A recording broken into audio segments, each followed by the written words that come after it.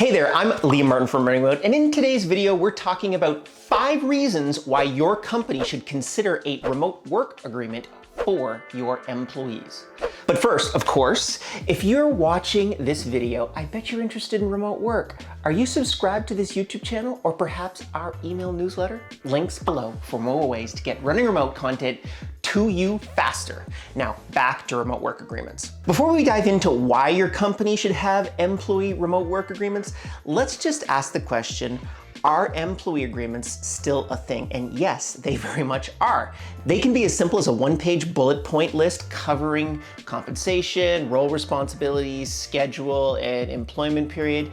And some can be incredibly detailed, involving non-competition, termination conditions, and so forth. And there are 3 types of employment contracts: permanent employees, temporary employees, and independent contractors. Where your employees are based will have the most direct impact on the difference between permanent or temporary employees. Also, with more and more companies and workers opting to be contractors, it makes sense that some of you might not have experienced an employee work agreement rather than just using a bullet point consultative agreement. So without further ado, reason number 1 why it's essential to have these remote work agreements in place. It's all about retention. Having a remote work agreement helps streamline the onboarding process. It immediately sets expectations for what is and is not acceptable. There have been some years of studies and reports that show how much of a negative impact high employee turnover has on businesses.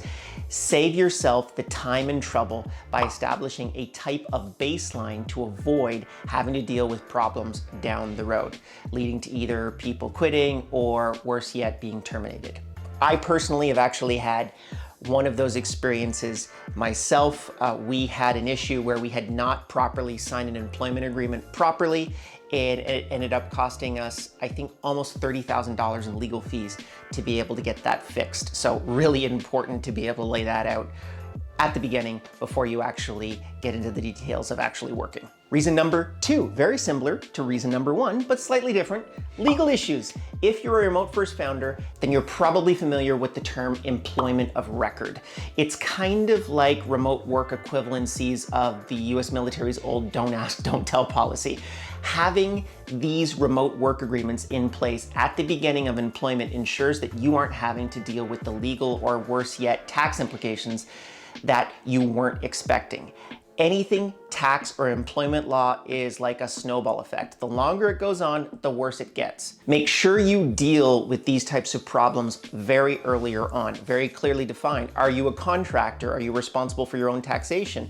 Are you not a contractor? Are you in between? You can talk to lawyers.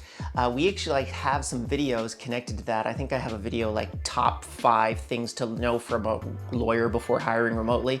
Maybe I can link that up or down in the description, which can start you on that journey. But fundamentally, it's just really important to get all that stuff set up. It doesn't look like a big problem now, but it could be a huge problem down the road. Reason number 3, safety and security. Yes, in these remote work agreements, it's essential to ensure you acknowledge how to provide your employees with a safe and secure work environment, physically and virtually. We're talking about adequate workspace tools to do their jobs and inclusive culture. Safety and security are more than just your employees' physical and mental well-being. It's all about protecting the company's clients' data and IT property. And if you subscribe to this YouTube channel, which is obviously a shameless plug, you would have seen one of my most recent videos about cybersecurity and remote working. By establishing expectations for policies such as only use work devices for work data, you're proactively avoiding pitfalls. I think they call it best offense is a good defense. Is that true? Or is it the other way around? Doesn't really matter. Reason number 4, there's no confusion over roles and responsibilities. You might be saying, but wait, that's what a job description and management structure are for. Yeah, if you want to be running your business like it's 1921 and not 1921. Remote work works best when an organization has incredibly clear documentation, but it doesn't just stop at having an excellent internal wiki. Companies who have been running remotely for years before COVID know that documentation is just the start. If you want to maximize remote work benefits, you'll quickly see the need to shift to asynchronous communication.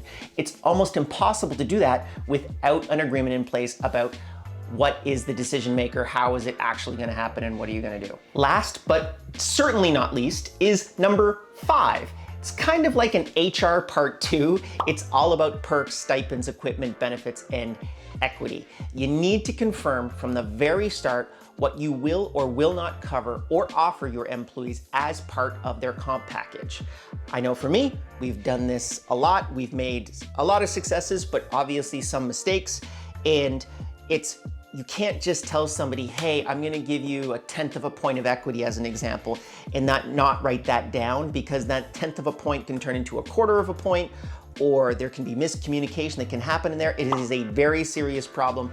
You need to address those and write them all down very, very quickly, right up front. So those are just a couple of my thoughts. What do you think? I'd love to hear your opinion. If you could drop it down in the comments below. Do you guys have remote work agreements set up with your workers, contractors, employees? Are they enough? Have you run into trouble? Have you had any issues? Do you have COVID? All of these things I'd love to know down below. And if you want to actually learn more about this stuff while you're down there, you might as well subscribe to this YouTube channel and like this video, because it helps me out a lot, helps the algorithm out a lot, and it allows me to make another video, which I'm probably going to do the next couple days. I'll see you in that one.